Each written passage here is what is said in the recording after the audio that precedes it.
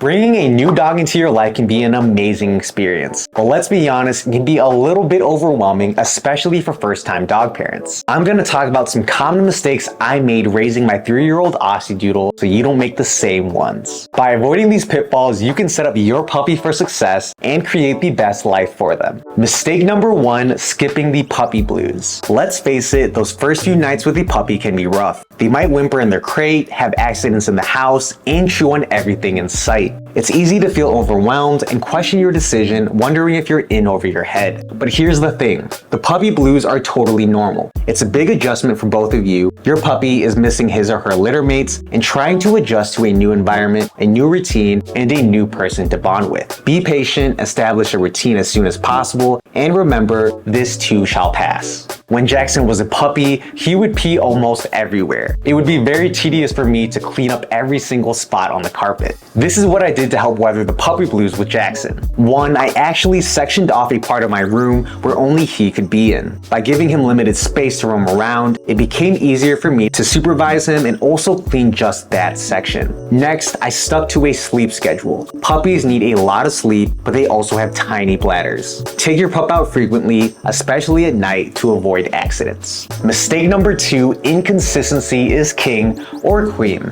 Puppies thrive on consistency. They need to know what to expect from potty breaks to meal times to playtime. Without clear boundaries, they can become confused and develop bad habits. Let's say you decide no begging at the dinner table, but then one night you decide to give in to those puppy eyes and give your pup one bite of the food. Now your pup learned that persistence pays off and will keep on doing so. Here's how consistency benefits both you and your pup. 1, it reduces stress and anxiety. Knowing what to expect helps your pup feel safe and secure. 2, faster learning. Puppies learn best through repetition. Consistent routines and commands help them understand what's expected of them. And 3, a stronger bond. Consistency builds trust between you and your pup. They learn to rely on you and what to say. Mistake number 3, the spoiled rotten syndrome. We all want to shower our puppies with love, but showering them with treats and letting them get away with bad behavior isn't doing them any favors. It's best to prioritize good behavior and ignore bad behavior. A spoiled dog is more likely to 1, develop behavioral problems. Barking, chewing, jumping, and digging are all signs of a bored or frustrated dog. Number 2, a spoiled dog is more likely to have difficulty following commands. If your pup gets rewarded for bad behavior or never learns no means no, they'll be less likely to listen to you in the future. When Jaxon was around 6 months old, I remember my partner actually encouraging him to stand up and put 2 paws on her lap. This wasn't a big deal back then because he was very small in size. However, this was during a pivotal time in Jaxon's development as he was learning and catching on to almost every command.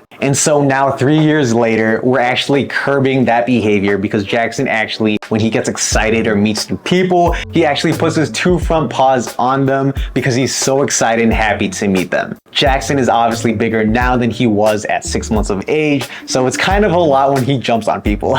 So it's very important to be cautious on what you're actually teaching your dog and what your dog is learning, and also to be very mindful on what you're praising your dog for. Mistake number 4, the endless cycle of no. Constant negativity can be very confusing for your pup. Imagine a toddler who only hears no all day long. They might not understand what you actually want them to do. But here's the thing, using positive reinforcement methods is much more effective than just saying no all the time. Positive reinforcement rewards good behavior, which makes your pup more likely to repeat it. Here's how to use positive reinforcement effectively. 1, catch them in the act of being good. When your pup is doing something you want them to do, like chewing on their toy or sitting patiently, praise them verbally and give them a treat. 2, use a happy and encouraging tone. Your voice is a very powerful tool. Use a happy and excited tone when praising your pup so they associate good behavior with positive emotions. And 3, be patient. It takes time and repetition for puppies to learn new behaviors. Don't get discouraged if your pup doesn't get it right away. Mistake number 5, skipping the puppy training. Taking the time to properly train your pup is an investment that benefits everyone. A well-trained dog is a joy to live with. They're less likely to chew on furniture, bark excessively, or jump on people. It's much safer for for them too, as a trained dog is less likely to bolt out the door or get lost. Find a puppy training class that uses positive reinforcement methods. These classes will not only teach your puppy valuable commands like sit, stay, and come, but they will also help you socialize your pup and get them comfortable around other dogs and people. Here are some additional benefits of puppy training. 1, it strengthens the bond between you and your puppy. Working together towards a common goal can strengthen the bond between you two. Number 2, it provides mental stimulation. Training exercises keep your pup's mind active and engaged, which helps prevent boredom and destructive behaviors. 3, it increases your confidence as a dog owner. When you know how to train your dog, you'll feel more confident handling them in different situations. Remember, raising a dog is a journey filled with love, laughter, and maybe a few chewed shoes along the way. Embrace the process, be patient,